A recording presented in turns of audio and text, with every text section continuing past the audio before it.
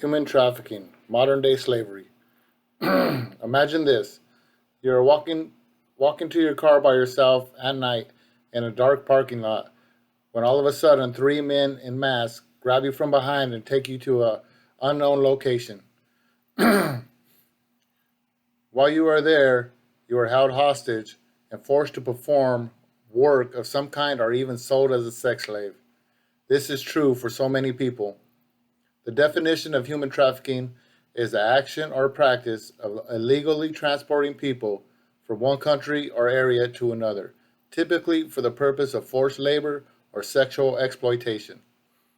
This is the modern day slavery because people are taken forcefully or conned into situations they cannot escape, basically being held hostage. Whether it is from fear, poverty, or they are being threatened with someone they love being hurt. The three main points in this speech I will be covering are who are the victims, who is responsible, and how we can protect ourselves from these horrific actions.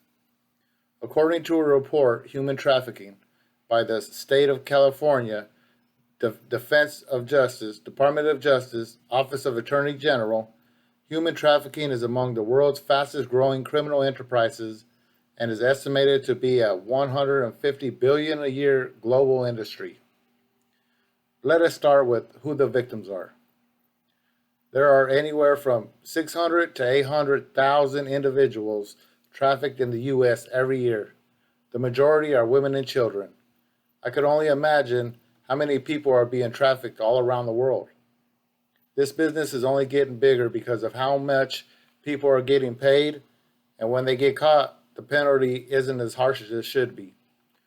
Immigrants are exploited and promised a better life when they are smuggled into the US, only to find out they have to work for years or sometimes their whole life in order to pay off the debt that the traffickers say they owe.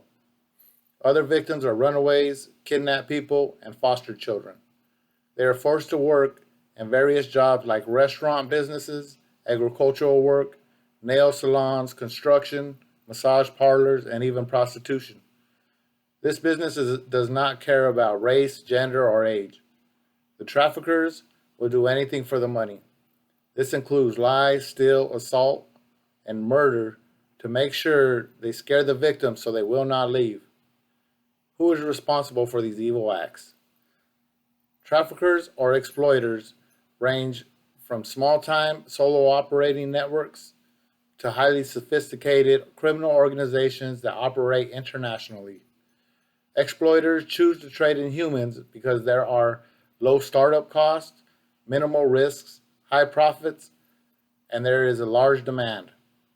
For organized crime groups, human beings have one added advantage over drugs. They could be sold repeatedly. The exploiters of human trafficking include a wide range of criminals and criminal enterprises that organize, implement, and profit from trafficking human beings. Cartels are one criminal organization that play a huge role in the human trafficking business. In the article by Human Rights First, the criminal organizations are broken down into three main parts. They consist of the recruitment, or the ones that do the abductions, people that transfer the victims to the point of exploitation, and the people that oversee the exploitation. What can we do to protect ourselves from becoming a victim of these horrific crimes? According to Youth Village, there are plenty of things that we can do to protect ourselves and other people that might become victims of human trafficking. I would say one of the most important things is always to be aware of your surroundings. A lot of people these days are always on their phones or other distracting devices and not paying attention to if somebody's following them. Always trust your instincts. If something doesn't feel right, it probably isn't. If you exercise or go for walks after dinner, like my wife makes me, never walk alone.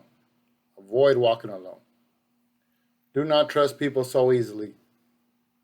The traffickers will set traps using women and children to try to lure you in so they could get you out of your car or take advantage of you.